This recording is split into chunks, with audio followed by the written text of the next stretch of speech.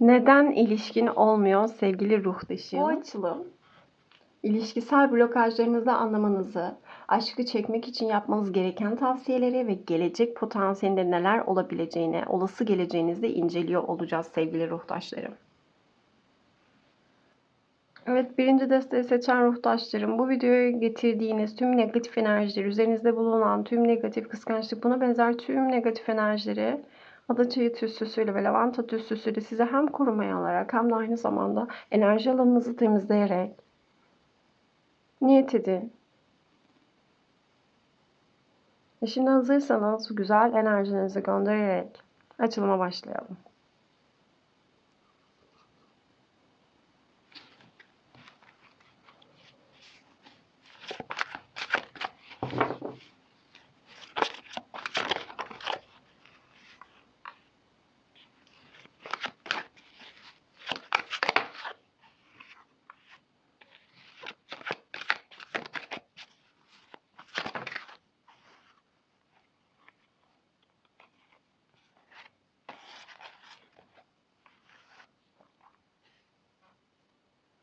Değnek kralı, değnek kupa sekizlisi, ay kartı ve tılsım üçlüsü sevgili ruhtaşlarım. Umarım net gözüküyordur. Evet sevgili ruhtaşım, değnek kralı birinci kart aslında neden ilişkin olmuyor ve seni neden, en ana etkileyen sebep ne, buna bakalım. Burada aslında değnek kralı bize duygusal yaşantımızda mutluluğun en zirve noktalarına gelebilen bir kraldan bahseder. Ama burada aynı zamanda bu son basamak olduğu için ailelerle tanışmak, ilişkinin evliliğe taşıması, ilişkide ciddiyete binilmesi, bir ciddiyetin oluşması. Çünkü kral formunda inceliyoruz biz burada. Ve o sebepten dolayı da aslında en temel korkulardan bir tanesi sevdiğiniz insanı, İlişkinizin olmamasının sebebi ailenizle tanıştırmak zorunda olmak, yeni bir aileye girmek zorunda olmak, karşı tarafın ailesiyle tanışmak zorunda olmak. Yani belki kendi ailenizle ilgili bazı çekinceleriniz var ve bu sebepten dolayı her aileyle temas kurabileceğinizi düşünmüyorsunuz. Aynı zamanda belki sizin çok yüksek standartlarınız olabilir sevgili ruhtaşlarım. O yüzden çok yüksek standartları da temsil ediyor aslında burada değnek kralı bize. Yani değnek kralı çok özgüvenli, karizmatik, bağımsız bir kral olduğu için aynı zamanda yani kendi yolunuzu çizmek isteyebilirsiniz ve bu özgürlük ruhunuz da aslında diğer insanlar tarafından farklı algılanabilir sevgili ruhtaşlarım. Özellikle ilişkilerinizde sizi kısıtlayabileceğinize dair bir bilinçaltı kodunuz var. Yani ilişkiler kısıtlar, özgür ilişki var mı ki? Yani bir ilişkide olduğumda standartlarından ödün vermek zorunda kalacağım. Hayatım istediğim gibi olmayacak gibi bazı inanç kalıpları aslında yani ilişkinin sizi kısıtlayabileceğine dair bazı inanç kalıpları olduğunu görüyoruz. Ve bu da aslında yüksek beklentileri doğuruyor. Bunlar tabii ki beklentileriniz olsun. Çünkü açıklamalar kısmında bulabilirsiniz. Meditasyon çalışması yaptıracağım. Tezahür meditasyonu yaptırıyor olacağım. Orada da mesela tüm kriterlerinizi söyleyebilirsiniz. Çekim yasasıyla tüm istediğiniz kriterlere sahip insanları kendinize çekebilirsiniz ama burada aslında ilişki yaratmak için bir seçenek olarak kullanılmıyor. Burada kullanılan boyutu o bahanelerin yüksek standartlara sahip olup kendinizi ilişkilerden aslında uzak tutmak. Belki bilinçaltınıza bu olayların böyle olduğunu bilmiyordunuz ve kendinizin aslında bunu yaptığını düşünmüyordunuz. Ama bilinçaltında gördüğümüz kadarıyla bu kadar yüksek standartlara sahip olmak, belki bağımsızlıktan korkmak, yani bağımsızlık, özgürlük duygunuzun yok edileceğini düşünmek, hayatınıza o insanı ve aşkı çekmekten sizi alıkoyuyor. Ve bu sebepten dolayı da aslında siz yüksek standartlar belirleyerek aslında zaten böyle bir şey yok ki, gerçekçi değil, böyle insan var mı ki bu dünyada gibi aslında bilinçaltında olmadığına inanıyorsunuz böyle standartlara sahip insanların. O yüzden lütfen tavsiye ediyorum. Video bittikten sonra açıklamalar kısmında videonun sonunda meditasyon, tezahür meditasyonu yaptıracağız. Orada tüm dileklerinizi, kriterlerinizi söyleyerek hayatınıza tezahür ettireceğiniz bir meditasyon çalışması olacak. Lütfen onu 30 gün boyunca her gün yapmanızı tavsiye edeceğim. Yani özetleyecek olursak sevgili ruhtaşım, aslında özgürlüğünü ve bağımsızlığının korunma isteğinden dolayı ve aşkı hayatına çekmen zorlaşıyor. Ve bilinçaltında gerçek bir ilişkinin sana hükmetmesine ya da seni sınırlamasından korktuğun için aslında kendini ilişkilerden sabote ediyorsun. Kendini gerçek bir aşkı, sağlıklı bir ilişkiyi yaşama fırsatını kaçırıyorsun aslında. Kendinden bilerek kaçırıyorsun. Belki henüz daha denk gelmemiş de olabilirsin ama aslında neden ilişkin olmuyor? Bu sebeplerden dolayı. Şimdi ikinci kartımız ise kupa sekizlisi. Kupa sekizlisi bize ne yapman gerektiğini anlatacak aslında ilişkide. Kupa sekizlisi bize istemesek de bulunduğumuz mevcut durumu terk etmek durumunda kaldığımız durumlardan bahseder. Yani geçmişi bırakmamız gerekiyor sevgili ruhtaşım. Yani bu zamana kadar evet kötü deneyimler yaşamış olabilirsin, negatif deneyimler yaşamış olabilirsin, belki özgürlüğün kısıtlanmış olabilir ama her ilişkinin öyle olacağı bakış açısı aslında mantıklı bir bakış açısı değil. Yani herkes bir değil ve siz kendiniz çekim yasasını kullanarak, kendi gücünüzü, enerjinizi kullanarak aslında sizin gibi ruh eşiyle tanışma ihtimalinizin fırsatını kaçırıyorsunuz. Ve burada yapmanız gereken şey aslında geçmişi bırakmak, geçmişteki deneyimleri bırakmak. Bunun için size hizmet etmeyen eski duygusal bağlarınızdan kurtulmanız gerekiyor. Meditasyon çalışmasında bağ kesme yapıyor olacağım sevgili ruhtaşlarım. O yüzden onu mutlaka izleyin. Çünkü size gerçekten birebir uyan bir meditasyon çalışması olacak. Sizin eski bağlardan kurtulmanız gerektiği gibi yani geçmişte yaşadığınız tüm hayal kırıklıkları, eski ilişkilerden kalan yaralar, korkular sizi aslında yeni bir ilişki başlatmaktan alıkoyuyor. Ama asıl temelinde yönetilmek istemediğiniz için bir ilişkiye başlamamak var. Burada yapmanız gereken tüm duygusal bu süreçlerde aslında size zarar veren eski kalıpları, acıları, bir kişiye olan belki bağlılığı. Çünkü burada Koç Aslan Yay burcundan bir insanı da temsil edebilir. Yani geçmişinizde böyle birisi olmuş ve sizi çok kısıtlamış olabilir ve siz artık onu bir türlü geride bırakamadığınız için de maalesef ilerleyemiyorsunuz gözüküyor. Aslında bu kart geçmişi özetleyecek olursak sıkı sıkıya bağlı kalmak yerine sizi duygusal olarak tatmin edebilecek yeni bir yola yönelmeniz gerekiyor sevgili ruhtaşlarım. Kendinize iyi gelecek, gerçekten ne istediğinizi size ortaya çıkaracak bazı çalışmalar tavsiye ediyorum. Eski korkularınızla vedalaşmalısınız. Hayatta bir insan öyleydi diye ya da 2-3 insan öyleydi diye hayattaki sonsuz olasılıkları geri tepmemeniz gerekiyor sevgili ruhtaşlarım. Burada yapmanız gereken en önemli şey geçmişi geride bırakmak ve yeniye yer açmak hayatınızda. Eğer siz benim verdiğim tavsiyeleri yaparsanız ve gerçekten bu konuya adanırsanız, bu blokajı aşarsanız eğer hayatınızda, aşk hayatınızda neler olacak bakalım. Eğer bu blokajları aşarsanız korkularınız tamamen geçmese bile ay kartı henüz daha zaten bilinçaltında korkuların hemen temizlenebildiğini göstermez. Bazı korksanız dahi bazı durumlarda tetiklenseniz dahi hayatınıza üçlü bir vade içerisinde sizin belki çevrenizdeki grupların, arkadaşların tanıştırmasıyla bir görücü usulü olabilir.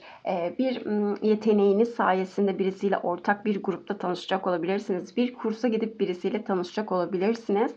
Ben ortak çevrelerin, ortak arkadaşların, ortak bulunan yerlerin, ortak kişilerin vasıtasıyla ve yani belki sizi yakıştırmasıyla bir insanla bir buluşma gerçekleşebileceğini görüyoruz. Ama tabii ki burada geçmişi bırakıp bağ keserek, kendi hayatında güzel psikolojik, kişisel gelişim kitapları okuyarak, aslında korkularının üzerine giderek bunun için çaba veren ve meditasyonlar izleyip, dinleyip ve benim de bir sonraki açıklamalar kısmında bulacağınız meditasyonu yaparak aslında kendi hayatını daha fazla korkularının değil de cesaretle adım atacak kişiler için gelen bir rehberlik. Yani siz hiçbir şey yapmadığınızda ben bu olasılığın olacağını söyleyemem sevgili ruhtaşlarım. Burada siz eğer emek verirseniz bu durumlardan kurtulmak için gerçekten hayal ettiğiniz ilişkiyi yaşayabileceğinize dair inanç geliştirmek için çabalarsanız işte o zaman sizin gerçekten de sonuç alacağınızı görüyoruz. Evrenin çalıştırdığınız sistemin 3 vade içerisinde ortak gruplar, ortak çevreler, yeni bir hobi alanı, belki iş için bir eğitime katılacaksınız. Kalabalık grupların olduğu ve bir projeniz varsa bu projeye katılabileceğiniz bir durum. üçüncü bir kişiyle karşılaşma potansiyelinizin olduğunu gösteriyor sevgili ruhtaşlarım. Yani siz eğer bunları yaparsanız 3 vade içerisinde size ortak gruplardan, ortak çevrelerden bir insan gelecek gözüküyor. Şimdi bu kişinin kişilik özelliklerine bakacak olursak yetenekli bir kişi. Yeni bir öğrenci ya da hobi alanı var. Hani öğrenciler okutuyor olabilir. Öğrencilerle bir ilişkisi var. Ya yeni bir kursun öğrencisi oldu kendisi. Siz de o kursa gittiniz. Ya da birilerine öğrenciler yetiştiren biri olabilir. Pozitif, iyimser bir insan aslında. Yaratıcı bir insan gerçekten. Yani hani heykeltıraş olabilir, üretici, hassas, sosyal, yani barışçıl bir insan. Öyle aynı zamanda arkadaşlar cömert biri olduğunu da görüyoruz. Sanatçı yönü olabilir, romantik olabilir. Gerçekten olumlu tarafları var. Yani hani belki gideceğiniz kursun hocası olabilir. Hani böyle bir şey de olabilir. Ya da bir eğitim alacaksınız. O eğitim veren kişi olabilir. Kendi projeler üreten birisi. O yüzden ya sanatçı ruhu ya da ekip çalışması yapan ya öğrenci yetiştiren herhangi bir alanda olabilir sevgili ruhtaşlarım. Yani işini düzgün yapan ve maddi olarak da kendisine yeterli dereceye getirmiş bir insan figüründen bahsediyoruz aslında.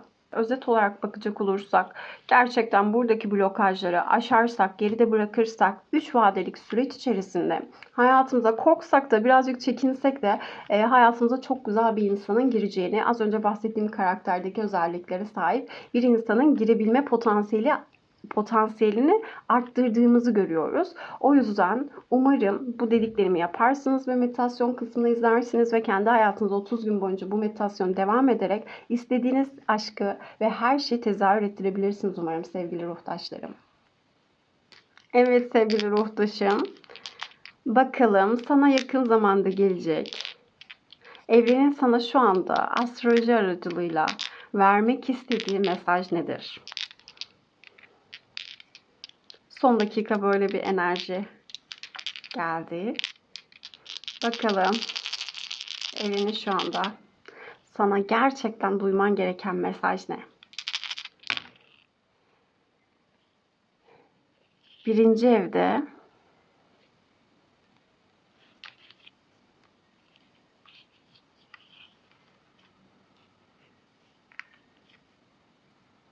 Neptün Yay burcunda. Evet, birinci evde Neptün Yay burcunda ne demek? Hemen açıklıyoruz. Evet sevgili ruhtaşım, birinci evde Neptün'ün Yay burcunda olması sana hayallerini büyük tutman ama gerçeklerden kopmaman gerektiğini söylüyor. Hayallerini büyük tut, gerçeğin ışığında yanında taşı. Bu dönemde sanatsal hislerle ilgili, hayallerle ilgili çok fazla gündeminiz, konunuz olabilir ve aslında bu kişinin de sanatsal bir özelliği olduğunu görüyorduk ya da bir becerisi olduğunu görüyorduk ve sizin de ortak bir noktada buluşabileceğiniz çok fazla ortak noktanızın olacağını görüyoruz. Lütfen hayallerinizden vazgeçmeyin. Standartlarınız ne olursa olsun onu eğer istiyorsanız o bu dünyada birisinde olduğu içindir. Geldiğiniz için çok teşekkür ediyorum. Meditasyonu bekliyorum. Hoşçakalın. Bay bay. Evet, ikinci desteği seçen sevgili ruhtaşlarım. Hoş geldiniz. Hoş geldiniz. Bu video getirdiğiniz tüm negatif enerjileri, üzerinizde bulunan tüm negatif enerjinin her birini arındırıyoruz. Niyet edin siz de sevgili ruhtaşlarım. Lavanta ve ada çayıyla hem arındırıp hem de koruma altına alıyoruz.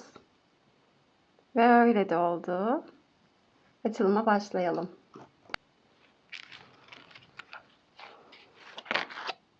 Vay vay vay. 3 kart birden mi geldi?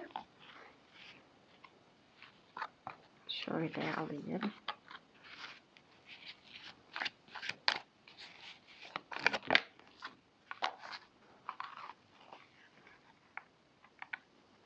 Bugün dörderli kartlar düşüyor.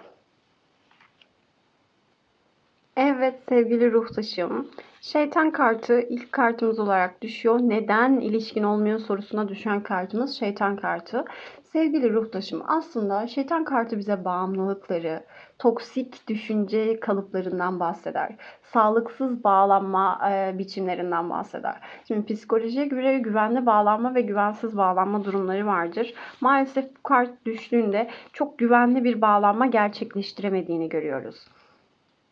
Bu sebepten dolayı aslında ilişkilerinizde, daha önceki ilişkilerinizde sağlıksız bağlanmalar yaşamış olabilirsiniz. Derin bilinçaltınızdaki derin korkular, güven kaygıları, insanlara güvenememek, insanlarla güven duygusu sağlıklı bir biçimde kurulamadığı için ilişkilerde de aslında sağlıklı bağlar kurabileceğiniz insanlara çekilmiyorsunuz.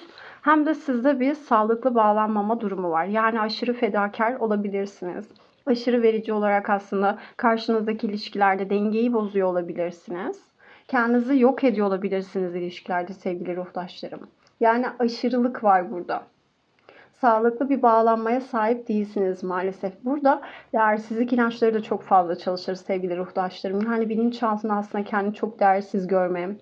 Hani ve karşınızdaki insana bağımlılık oluşturma ya da size bağımlılık oluşturabilecek ilişkilere çekilip aslında kendi toksikliğinizi besleyebilecek bazı durumlar var. Sevgili ruhtaşlarım, bunları söylüyorum çünkü öyle görmekten yoksun bırakıldığımız konuları görmezden gelip sonrasında 5-6 vade şunlar olacak, bunlar olacak gibi bakmak bana doğru gelmiyor. Çünkü tarot bilinçaltını okuyan bir rehberlik sistemi. Bu sebepten dolayı sizin bilinçaltınızda eğer sağlıklı bir bağlanma çalışmıyorsanız sağlıklı bir ilişkiyi kurabilirsiniz ve yaratabilirsiniz ki. Aynı zamanda bu kart yasak ilişkilerden de bahseder. Yani hani, yasak olan bazı durumlar yaşadıysanız ve kendinizi affedemiyor olabilirsiniz. Ya da yasak ilişkiler varsa bunların sonlandırılması gerekiyor sevgili ruhtaşlarım. Çünkü yasak ilişkilere çekilmek ya da bu tarz buna benzer durumların olması aslında toksik bir ilişkiyi gösteriyor. Sağlıklı bir bağlanma yaşayamadığınızı, bilinçaltında o kadar değersiz hissettiğinizi gösteriyor ki aslında artık bundan kurtulmanız gerekiyor. Yani sizin temelde sağlıklı, güzel yürüyen bir ilişkinizin olmamasının altında yatan en önemli sebep maalesef bu sevgili ruhtaşlarım. Yani unutamadığınız bir insan varsa, bağımlı olduğunuz bir insan varsa, yasak bir ilişkinin içerisindeyseniz, ne olduğu belirsiz bir ilişkinin içindeyseniz bir kere bu insanla bitirmeniz gerekiyor sevgili ruhtaşlarım. Yani bu durum bitmediği sürece, siz güvenli bir bağlanmaya geçmediğiniz sürece, kendinizi değerli görmediğiniz sürece maalesef bu döngü devam eder. Ben şimdi bu döngüyü değiştirmek isteyen sevgili ruhtaşım senin için aslında değnek konusuyla bu süreçte ne yapmalısın, neyi değiştirmelisin bunlara bakmamız gerekiyor. Değnek konusu aslında burada gerçekten de bize çok büyük sorumluluklar düştüğünü gösteriyor sevgili ruhtaşım. Şimdi sevgili ruhtaşım, değnek konusu aslında bize gerçekten de sorumluluğu tek başınıza almanız gerektiğini söylüyor. Burada karşımızdaki insanları suçlayarak, kurban bilincinde kalarak işte bana onu yaptı, şunu yaptı, böyle şeyler oldu, geçmişimde şöyle şeyler oldu gibi durumlar yaşayarak aslında hala geçmişin etkisinde kalabileceğimizi gösteriyor. Kalabildiğimizi gösteriyor aslında sevgili ruhtaşım. O yüzden artık bu değnek konusunu gördüğümüz zaman aslında bize gelen en önemli tavsiye değişim yapma zamanı. Yani bunun sorumluluğunu alarak. Evet, geçmişinizde negatif insanlarla karşılaştınız çünkü sağlıklı bir insanla nasıl ilişki yaşanacağını bilmiyordunuz. Şimdi kendinizi geliştirerek, çalışmalar yaparak, psikoloğa giderek, gerçekten uzmanlardan tavsiyeler de alarak aslında kendi hayatınızın sorumluluğunu almanız gerekiyor. Yani bir erkeğe bağımlı olmak için ilişki yaşamak değil ya da hayatınıza değerli hissetmek için bir erkekten bunu almak için değil. Siz kendiniz zaten değerlisiniz. O insan da değerli hisseder ve güvenli hisseder ve siz birlikte daha güzel bir hayat kurmak için bir araya gelebilmelisiniz. Yani siz eksik olduğunuz için bir ilişki kurmuyorsunuz. Burada yani aslında yanlış anlaşılan şeylerden bir tanesi bu. Maalesef zor da olsa aslında bu süreç kendinizi toparlamanız gerektiğini görüyoruz. Yani belki taşınabilirsiniz, belki şehir değiştirebilirsiniz size iyi gelecek olacaksa. Yeni insanlarla tanışabilirsiniz. Ya da ayrılmanız gerekiyorsa ayrılmak zorundasınız. Bu fiziksel bir ayrılıktan bahsediyoruz. Aynı zamanda ruhsal da bir ayrılık. Yani meditasyonda videonun sonunda tezahür ettirmek istediğimiz her şeyi tezahür ettireceğimiz ve bağ keseceğimiz bir çalışma olacak. Lütfen geçmişinizle, hayatınızdaki insanlarla bağınızı kesmek istediğiniz herkesle Bağınızı kesin lütfen. Size negatif enerjiler yükleyen, sizi o durumlara sürükleyen. Ve ben bağ kesme çalışması yaptırdıktan sonra istediğiniz her şeyde tezahür ettirebileceğiniz bir meditasyon da yaptıracağız. Açıklamalar kısmında videonun sonunda bulabilirsin sevgili ruhtaşım. O yüzden lütfen bu tarz çalışmalar, psikolojik destekler almaktan çekinme, kitaplar okumaktan çekinme. Çünkü en çok tavsiye edilen şey burada bırakılması gereken, ayrılılması gereken, sorumluluğun alınması gereken kişi sensin. Ve bunu sen tek başına yapmalısın. Yani artık anneni babanı da geçtik, eski partnerlerini de geçtik. Şu an sen artık bir bireysin ve bu birey olmanın sorumluluklarını yerine getirmek zorundasın sevgili ikinci desteği seçen ruhtaşım. Birazcık tokat gibi geldi ama kusura bakmayın sevgili ruhtaşlarım, ben diğer türlü bakamıyorum. Gördüğüm tüm gerçekleri söylemekte mükellef olduğumu düşünüyorum. Ve bence dost acı söyler. Ama acıyı tatlı söyler.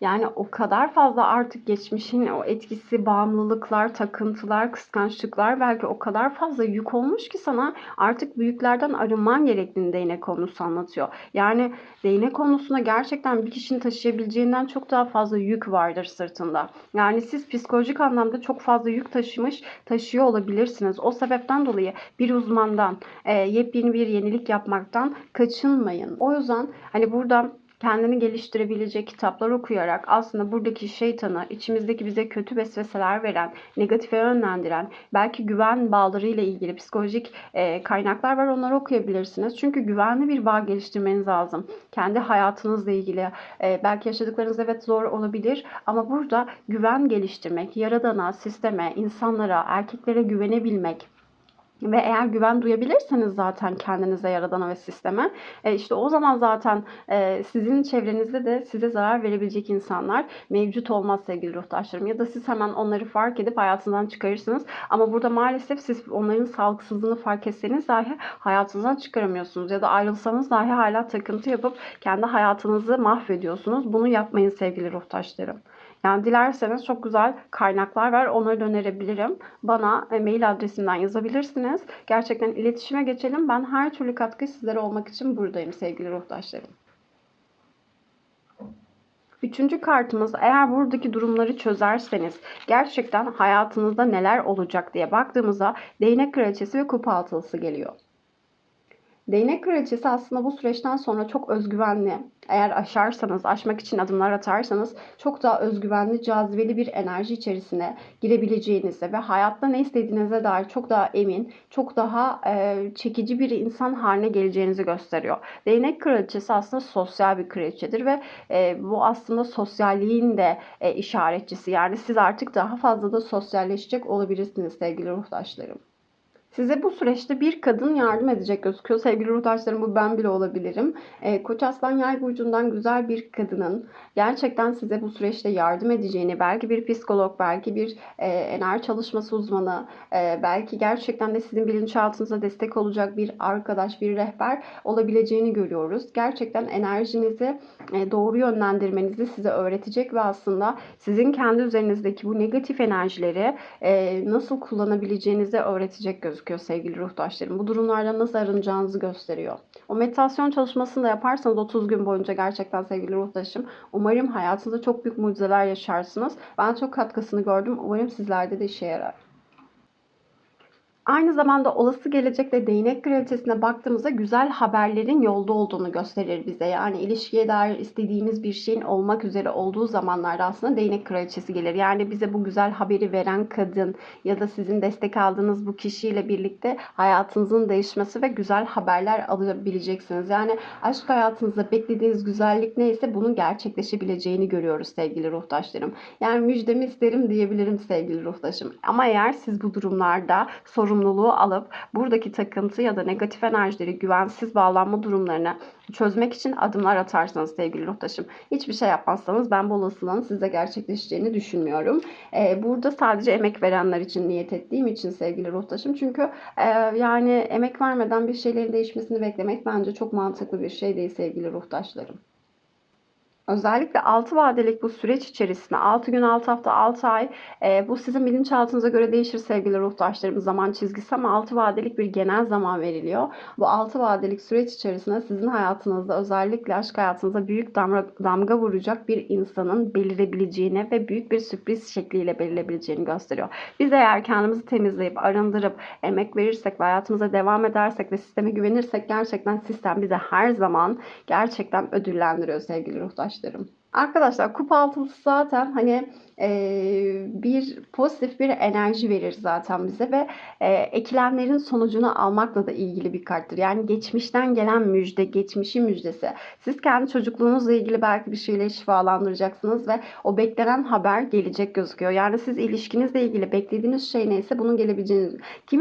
Kimisi için ex partnerin iyileşip şifalanıp sizin de kendinizi iyileştirip şifalandırdığınız gibi ex partnerin iyileşip şifalanması olabilir. Kiminiz için de gerçekten yepyeni böyle nostaljik saf bir aşk yaşamak. Hani bu eski zamanlardaki aşkları çok özlüyorum. Keşke öyle bir aşk yaşasam diyorsanız da eğer böyle bir aşk yaşama potansiyelinizin çok daha saf, çok daha çocuksu bir sevgiyle, saf bir sevgiyle sevilebileceğiniz bir ilişki potansiyelinin hayatınıza gireceğini söylüyor aslında kupa altılısı bize. Kupa altılısıyla birlikte bu kişinin yani çok neşeli, umut dolu bir insan olduğunu görüyoruz. Belki uzak bir yerde yaşıyor, belki aranızda bir mesafe olabilir. Bu insan çok hediye vermeyi seven bir insan olarak gözüküyor sevgili ruhtaşlarım. Yani hani sürekli size hediye alabilecek, gerçekten kalpten küçük şeyler, jestler yapabilecek, güler yüzlü, saf böyle çocuksu bir enerjisinin, pozitif bir enerjisinin olduğunu görüyoruz.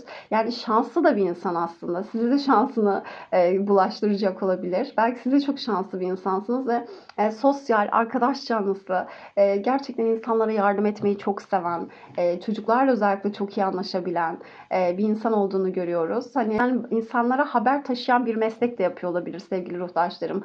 Yani bu sosyal medya ile ilgili olabilir, kargo çalışanı olabilir, buna benzer yani bir iletişim alanında çalıştığını görüyoruz. Yani yazılım bile olabilir sevgili ruhtaşlarım. Bu kart aslında kupa altılısıyla gelen enerji aslında kişinin bir mektubu başka bir kişiye iletmesiyle ilgilidir. Yani burada yaptığı meslekte bir iletiyi, bir yazıyı başka bir yere iletmek. Editörlük bile olabilir sevgili ruhtaşlarım. O yüzden böyle bir enerji var aslında. Yani mesleğe dair, kişiliğe dair çok enerjik bir insan, çok güzel bir insan. Size de gerçekten bu tarz enerjiler ve güzellikler getirecek. Yani hani sizin aksinize çok takıntılı biri değil. Sizin aksinize hayatta pozitif bakmaya çalışan biri. Belki siz de yeni kendinizle ilgili bunları fark edip değiştirip dönüştürüyorsunuz. Çünkü ruh eşinizle karşılaşmanız için sizin de onun frekansına, onun da sizin frekansına ulaşması gerekiyor. Dediğim gibi bu kiminiz için ex bir partner, kiminiz için yepyeni ve nostaljik böyle saf bir çocuk aşkı yaşamak için, romantik bir aşk yaşamak için gelebilecek bir partner. Ama her ne olursa olsun şifalanıp dönüşüp, siz de şifalanıp dönüşüp bir araya getiriliyorsunuz sevgili ruhtaşlarım. Emek verirseniz sistem karşılığını veriyor çok net bir şekilde. Şimdi astrolojik olarak bakalım evrenin size gönderdiği mesaj nedir? Şu sana özel, şu an bu videoyu izlediğin için, bu desteği seçtiğin için sana özel evrenin mesajı nedir? Bakalım. 12. evde Kuzey Ay düğümü.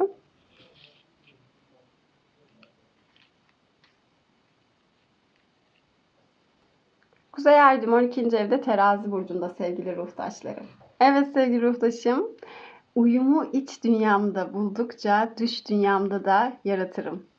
Uyunu iç dünyamda buldukça dış dünyamda da yaratırım. Yani dengeyi ve uyumu kendi içimde ne kadar tezahür ettirirsen dış dünyanda da onu yaratacaksın diyor sevgili ruhtaşım. Bu mesajda sana gününü şenlendirecek katkı olsun. Yani sen kendini geliştirmek için ne kadar çalışırsan, emek verirsen, değiştirirsen dış dünyanda da o kadar güzellikler seni bulacak gözüküyor. Meditasyona bekliyorum. O meditasyon çalışmasını sakın kaçırmayın. Kendinize çok iyi bakın. Görüşmek üzere. Hoşçakalın. Bay bay. Evet, 3. desteği seçen sevgili ruhtaşlarım. Başlayalım. Önce bu videoya getirdiğiniz tüm negatif enerjileri, sıkıntılı enerjileri, tüm Kıskançlık büyü üzerinizde ne varsa hepsini arınışa niyet edelim.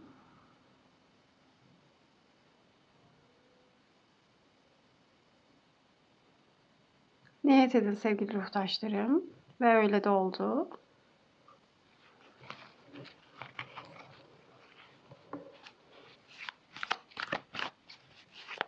Bakalım ilişkiniz neden olmuyor? Neden ilişkiniz olmuyor?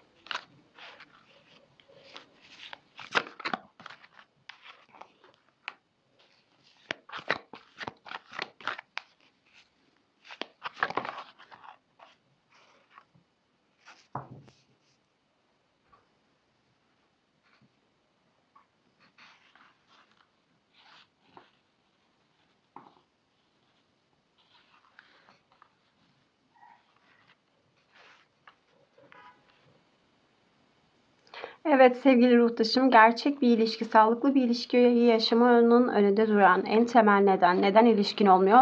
Ateş altılısı. Aslında ateş altılısı bize çok fazla başarı olarak, ilişkiyi bir başarı, başarma duygusu olarak gördüğünü görüyoruz. Sevgili ruhtaşım, ilişkiyi bir başarı olarak görüyorsun.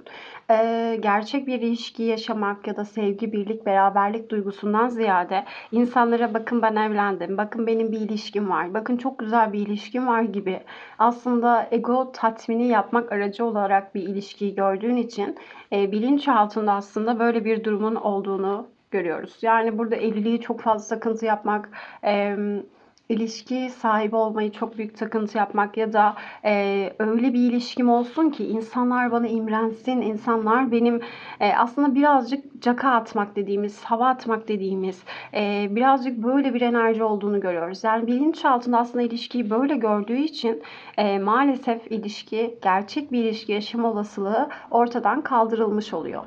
Aslında siz kendi kurmuş olduğunuz bir bez bebeği hayata can vermek için arıyorsunuz gibi bir durum var. Yani Bay Mükemmel'i arıyorsunuz ve aslında o Bay Mükemmel'de aradığınız şey sizi sevmesi ya da sizin onunla birlikte olma duygunuz değil. Aradığınız şey aslında insanların sizin ne kadar mutlu olduğunu görmesi, ne kadar başarılı bir evlilik yaptığınızı görmesi, insanların sizin ne kadar mutlu bir ilişki içinde olduğunuzu görmesi aslında. Yani bir statü oyunu, yani bir başarı oyunu, bir statü oyunu. Sanki ilişkiyle bir başarı ve statü elde edeceksiniz gibi bir durum var. Kiminiz için çok zengin olması bir statü. Kiminiz için çok büyük işler başarmış, sizin ailenize denk bir insan olması bir statü. Ama gerçek ilişki bu değil sevgili ruhtaşlarım. Yani bir ilişkiyi bir ödül gibi görmek, ilişkiyi bir sanki bu zamana kadar yaptıklarınızın bir ödülü olarak görmek maalesef gerçek sağlıklı ruhsal birliktelikler yaşamanıza engel oluyor sevgili ruhtaşım.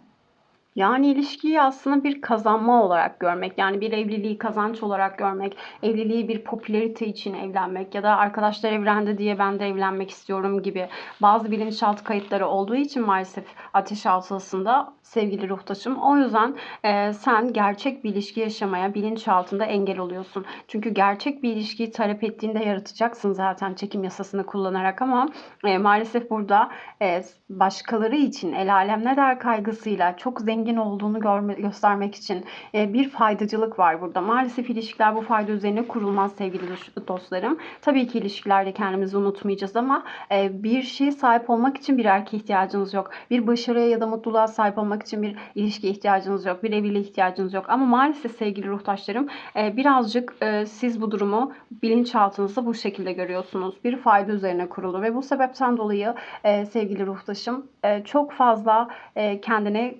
durdurmuş durumdasın. Yani çok fazla kriter var ve bunların hiçbiri gerçekte seni arzu ettiğin beklentiler değil bir ilişkideki.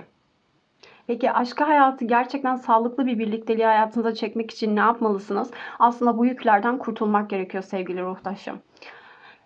Yani burada bilinçaltında çok büyük bir sorumluluk duygusu var. Yani başarılı olmak için, işte popüler olmak için, zengin olmak için ya da buna benzer kaygılar var ve bunları yani bu mükemmel olmaya çalışma çabasından kurtulmanız gerekiyor. Çünkü bu sizde aşırı fazla ateş olması stres yaratıyor. Yani değnek konusunda aslında kişiye taşıyamayacağından fazla yük almıştır ve bu yüzden bunun için, bunu bırakmak için, bu mükemmellik dürtüsünü bırakmak için aslında, çünkü mükemmel olmaya çalışıyorsunuz. Siz ve bir partner, yaşayacağınız partner de aslında mükemmel olsun istiyorsunuz.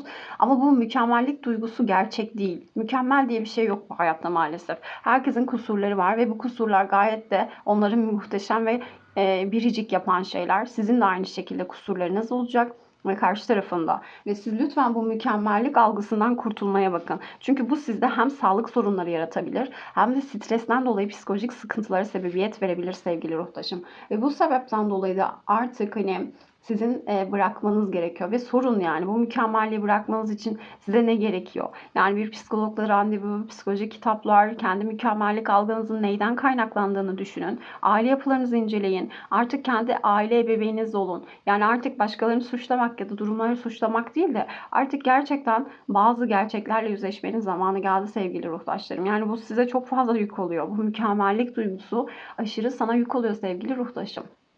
Eğer hayatına aşkı, ilişkiyi çekmek istiyorsan bu mükemmellik dürtüsünden, bu popülariteden, bu yozlaşmış ilişki bakış açılarından kurtulman gerekiyor sevgili ruhtaşım. Bunun için de ilişki kitapları, kendine mükemmellik algısını değiştirmek için yapabileceğim bir sürü çalışma var. Ve açıklamalar kısmında bulacağım videonun son kısmında aslında çok güzel bir bağ kesme ve meditasyon çalışması, tezahür ettireceğimiz şeylerin meditasyon çalışmasını yapıyor olacağız. Eğer istediklerini tezahür ettirmek istiyorsan bu yöntemlerle denemelisin. Kendin mükemmel olmaya çalışarak aslında hayatına gelebilecek potansiyel olasılıkları da aslında çok fazla eleştirerek, kendini de eleştirerek aslında maalesef hiçbir yere varamazsın. O yüzden de ilişkin maalesef gerçek sağlıklı bir ilişki hayatına çekemiyorsun. Peki eğer buradaki sorunları aşmayı seçersen ve bunun için çalışmalar yaparsan, gerçekten bu bilinci fark edersen ve artık gerçekten benim bunları bırakmam gerekiyor dersen, aşk hayatın nasıl olacak diye bakalım. Aşk hayatında açıkçası o zaman evleneceğin insanla tanışma potansiyelinin çok yüksek olduğunu görüyoruz sevgili ruhtaşlarım. Özellikle birisiyle birliktelik yaşayabileceğiniz, gerçekten bir olabileceğiniz, çok muhteşem ötesi gerçekten bir ilişkinin potansiyeli veriliyor bize arkadaşlar. Özellikle 5 vadelik süreç içerisinde. Bu 5 ay, 5 hafta, 2025 yılını temsil ediyor olabilir. O yüzden herkesin bilinçaltına göre zamanlama çizelgesi değişeceği için, herkesin zaman algısı değişeceği için o yüzden bu 5 vadeyi önemsiyorum sevgili ruhtaşlarım. Belki 5 gün içerisinde bile siz bu yaptığınız şeyleri bırakırsanız ve herkes olduğu gibi kabul ederek, kendinizi olduğu gibi kabul ederek devam ederseniz aslında 5 vadelik süreç içerisinde hayatınızda sizin evlenme potansiyeli taşıyan, gerçekten size şefkatli ve gerçekten istediğiniz niteliklere sahip, belki de olgun niteliklere sahip bir insanla karşılaşma olasılığınız olduğunu söylüyor. Yani bu aziz kartı aslında birlik kartı bize uzun vadeli bir ilişkiyi, ciddiye gidecek bir ilişkiyi, evlilik vadeden bir ilişkiyi temsil ediyor sevgili ruhtaşım. Öyle yüzeysel lay lay lom günübirlik takılacağınız bir ilişki olmayacak. Eğer siz buradaki durumlardan vazgeçip kendinizi geliştirmeye ve değiştirmeye niyet ederseniz sevgili ruhtaşlarım. Öyle hiçbir şey yapmadan bir şeyin değişmesi bana göre doğru değil sevgili ruhtaşlarım. Tarot da bunun için kullanılmamalı. Yoksa siz hayatınızda hiçbir şey değiştirmeyeceksiniz ve hayatınızda bir ilişki bekleyeceksiniz. O zaman yine aynı sonuçlarla devam edeceksiniz. Çünkü bilinçaltında bir şeyleri değiştirmeden, kendi vizyonunuzu, bakış açınızı değiştirmeden hayatta hiçbir şey değişmez sevgili dostlarım. Özellikle bu kişinin karakter yapısına bakacak olursak bu kişi muhafazakar biri olabilir. Muhafazakar şu anlamda dini anlamda değil arkadaşlar. Geleneklerine, göreneklerine bağlı bir insan olabilir. Sağlıklı bir din yaşıyorsa, herkese sonsuz saygımız var. Kimseye dayatmıyorsa tabii ki. Böyle bir insan olabilir. Ruhsal güçleri güçlü, hisleri güçlü bir insan olabileceğini görüyoruz. Vicdan sahibi bir insan olduğunu görüyoruz. Yani geleneklerine, örf ve adetlerine çok saygılı ve böyle bir aileden geliyor olabilir ve bunlara çok sahip çıkan bir yapısı da olabilir açıkçası. Belki bu sebepten dolayı açıkçası hani bir tarihle bağlantısı, tarihe ilgisi, buna benzer konularda antikalar, tarih, buna benzer konularda ilgi alanında olabilir sevgili ruhtaşım. Oturduğu koltuk böyle güzel bir koltuk olduğu için sevgili ruhtaşım, yaptığım işte ileri gelen bir insan, danışılan bir insan, akıl veren bir insan, yaptığı bir meslek akıl verici, arabulucu, hukuk, buna benzer konularda arabuluculuk, dini bir rütbesi olan bir insan olabilir. Ya da bu tarz enerji çalışmaları yapan bir kişi olabilir. Bu her neyse bulunduğu konum ve rütbe gerçekten de yukarıda. Devlete bağlı bir meslek yapıyor olabilir sevgili ruhtaşım, ama bulunduğu konum öyle sıradan bir konum değil. Yani akıl hocası olabilir, danışman olabilir, öğretmen olabilir, vaaz veren biri olabilir, konuşmacı, motive eden, konuşmacı bir insan, otorite sahibi bir insan, yaptığı iş rütbeli bir insan dediğimiz gibi, öğretici biri, yani tavsiye verici bir tarafı var sevgili ruhtaşlarım. Geçmişine bağlı biri, geleneklerine, örflerine, adetlerine bağlı biri, tarih bağlantısı olabilir, antikalarla ilgili bir şeyler olabilir, arkeolojiyle ilgili bir bulgu çalışmaları yapıyor olabilir. Hani buna benzer meslekler ya da buna benzer yönleri olacak bu kişinin aslında. Toparlayacak olursak sevgili ruhtaşım, eğer bu mükemmellik duygusunu ya da sahte dışarıya yaptığın gösterişlerden ziyade gerçek bir ilişkiye odaklanarak aslında kendine şifalandıracak yöntemlerle gerçek bir ilişkiye başlarsan ve bu sana yük olan konuları, mükemmeliyetçilik algısı ya da el alem ne der kaygılarından dolayı bunları bırakıp aslında gerçekten nasıl bir ilişki yaratmak istediğine benim yapacağım meditasyon çalışmaları ve diğer çalışmalarla destekleyerek aslında hayatına tezahür ettirmek istediğin ilişkiyi netleştirip hayatına çekmek için çalışmalar yaparsan 5 vadilik süreç içerisinde evlenme potansiyelinin çok yüksek olduğu, çok derin, çok güzel, istediğin, dilediğin özelliklere sahip, belki olgun, buna benzer özelliklerde, karakteristik özelliklerde saydığım meslek gruplarından bir insanla tanışma ihtimalinin çok yüksek olduğunu görüyorum sevgili ruhtaşım. Şimdi sana astroloji zarlarından, sırf bu videoyu izlediğim ve bu desteği seçtiğin için sana özel bir evrenden mesaj, yıldızların mesajını alalım. Yıldızlar sana şu anda bu videoyu izlediğin için sana genel anlamda nasıl bir rehberlik verecek? 7. evde Yengeç burcunda Ay var. Bu kombinasyonun mesajı sevgili ruhtaşım, yıldızların verdiği mesaj: kendine şefkatli ol, dışarıya şefkatli ol. Yani sen ne kadar kendine şefkatli olursan ilişkilerde, kendinle olan ilişkinde şefkatli olursan o şekilde sana duygularını ve şefkatini verecek güzel insanlarla karşılaşacaksın. Lütfen kendine karşı nazik ol. Bu kadar mükemmelliyetçilik duygularıyla ya da el alem ne der duygularıyla kendini yıpratma sevgili ruhtaşım. Çünkü bu sağlık sorunlarını da tetikliyor. O sebepten dolayı kendine şefkatli ol. Kusurlarınla güzelsin. Sen hep böyle kal. Şimdi meditasyona bekliyorum seni sevgili ruhtaşım. Tezahür ettirmek istediğin tüm her şeyi orada niyet edip tezahürünü gerçekleştiriyor olacağız. Çok öpüyorum. Kendine çok iyi bak. Görüşmek üzere. Hoşça kal. Bay bay. Hoş geldin sevgili ruhtaşım bu çalışmaya. Şimdi yapacağımız çalışmaya hemen başlayalım dilersen sevgili ruhtaşım. Öncelikle negatif hissettiğin tüm duyguları bu kağıt parçasına yönlendirmeni istiyorum. Hayatında yaşadığın tüm başarısızlık duyguları, tüm ilişkiyle ilgili hayal kırıklıkları, buna benzer neler yaşadıysan sevgili ruhtaşım, tüm enerjileri bu kağıda söylemeni istiyorum. Ben başarısız hissedildim. Başarısız hissettim. İlişkilerde değersiz hissettim. Ailemden yeteri kadar ilgi, sevgi, şefkat görmedim. Kendine dürüst olabildiğin kadar dürüst ol sevgili ruhtaşım. Dileyenler bunu bir kağıda yazabilirler.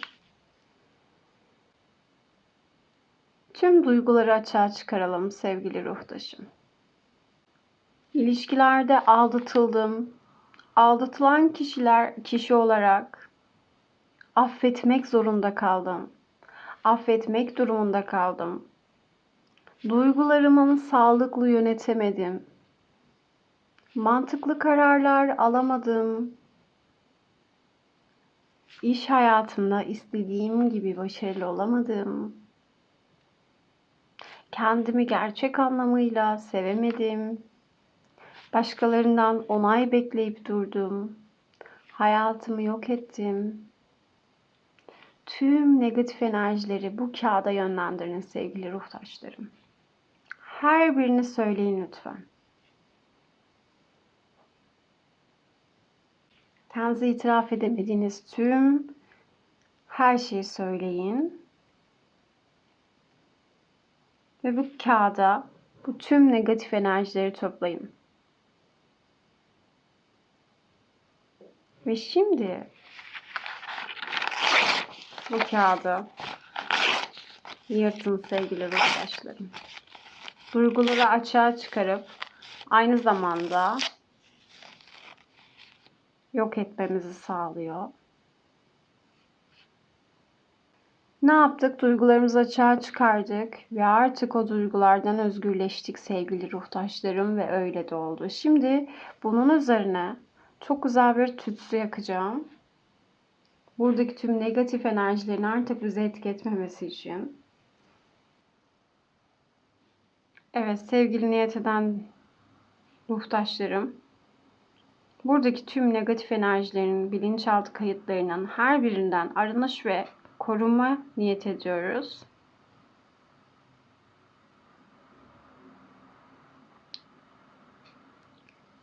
Ve öyle de oldu.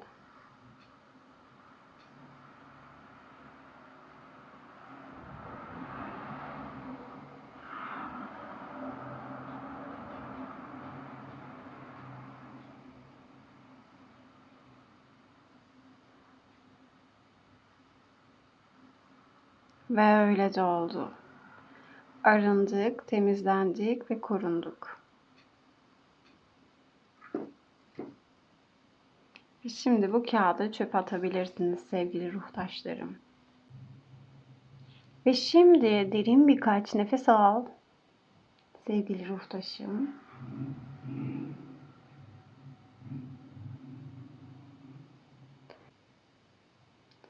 Zihninin ve bedeninin rahatlamasına izin ver. Genişle. Genişleyebildiğin kadar genişle.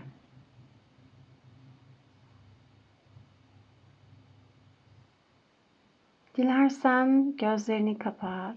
Dilersen açık kalsın. Zihnin adeta sustu. Bedenin çok derin bir uykuda.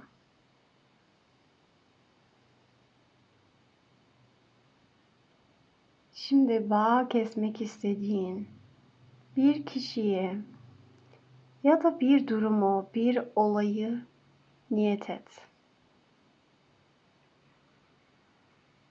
Şimdi o olayı, o kişiyi, o durumu gör. Ve şunu söyle. Geçmişteki bağlarımı, olumsuz enerjilerimi, bu kişiyle, bu durumla, bu olayla olan tüm duygusal bağlantımı şimdi sevgiyle serbest bırakıyorum.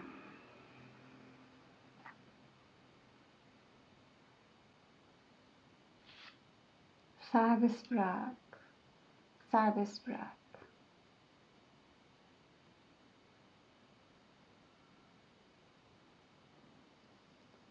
Şimdi zihninizde bir ip ya da bir zincirin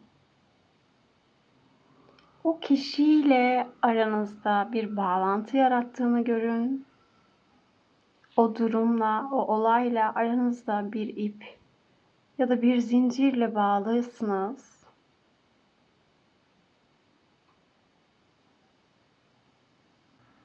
Ve şimdi sizi özgürleştirecek baş melek Mikail'in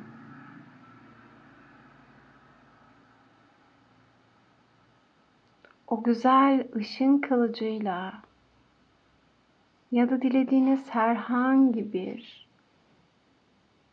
aranızdaki bağı kesecek şeyle o ipin ya da zincirin kesilmesine izin verin.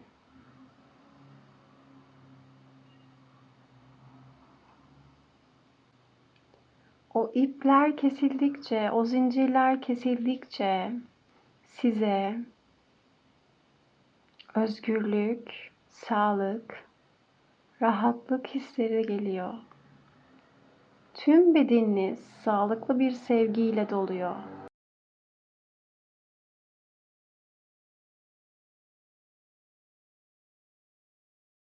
Ve ipler kesilip zincirler kesildikten sonra Yaradan'ın güzel ışığıyla o kalan tüm sizdeki ipler, sizdeki bağlar tamamen ışığa dönüşüyor. Artık bedeninizde o olayla, o kişiyle, o durumla sizi bağlayan hiçbir şey kalmadı. Şükürler olsun. Ve teşekkür edin ve şunları söyleyin. Teşekkür ederim. Geçmişe, bu kişiye, bu olaya, bu duruma tüm derslerimi aldım. Artık devam ediyorum. Geçmişin bana zarar vermesine izin vermiyorum. Geçmişte ne olduysa hayrıma oldu.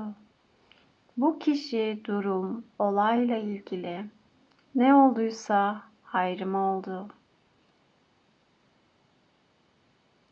Ve ben buradaki tüm derslerimi almayı seçiyorum. Ve artık daha özgür, daha kendim, daha umutlu yaşamayı seçiyorum.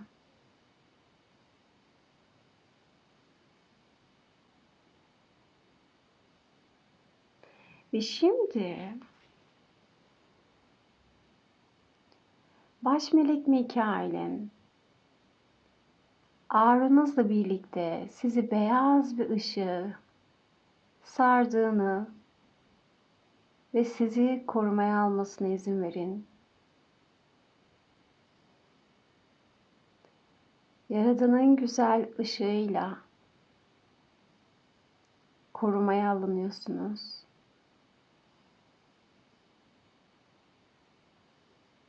Ve bu çalışmayı her yaptıkça sizin alanınıza negatif hiçbir şey giremeyecek.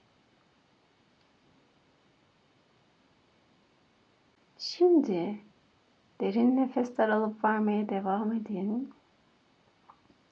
Tezahür meditasyonuna başlıyoruz.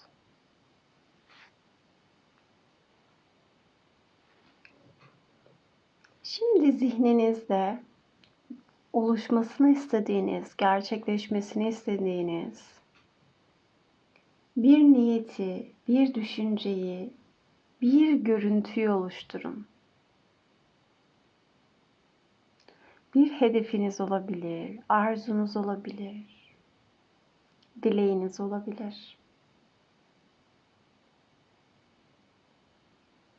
Şimdi bu niyeti, hedefi, dileği her neyse netleştirin. Bu dilek sanki gerçekleşmiş gibi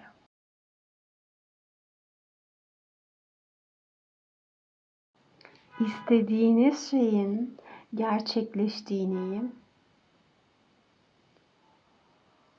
o anda hissettiğiniz duyguları hissedin.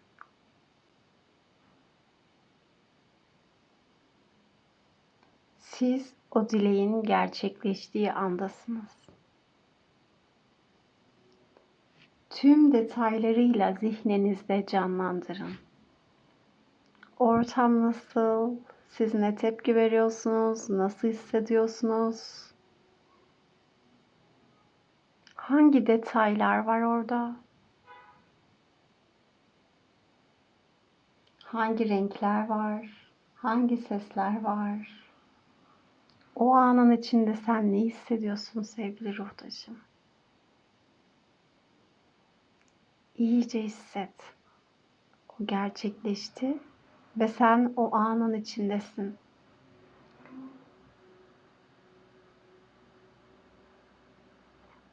Ve şimdi bu anı hayal ettiğinizi ve gerçekleştiğini ve bu çalışmaları yaptığınız için bu çalışmaların işe yaradığını o anın içine koyun. Biliyordum olacağını, biliyordum gerçekleşeceğini. Bu çalışmaları yaptım ve oldu.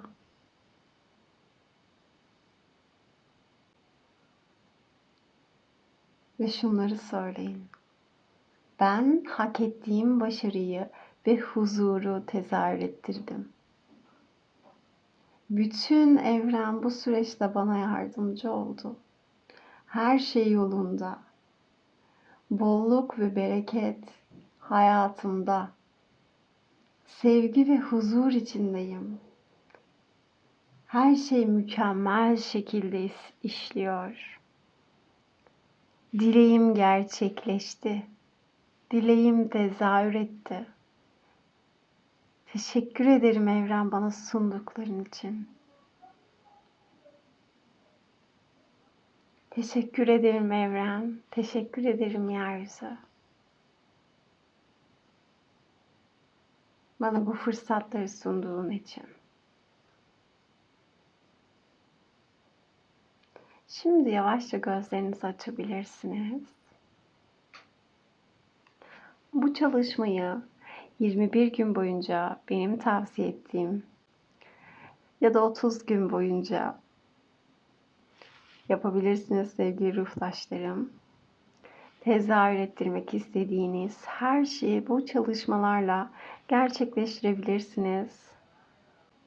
Kanala abone olmayı, videomu beğenmeyi ve istediğiniz türde videolar varsa bana mesajlarda yazmayı unutmayın sevgili ruhtaşlarım.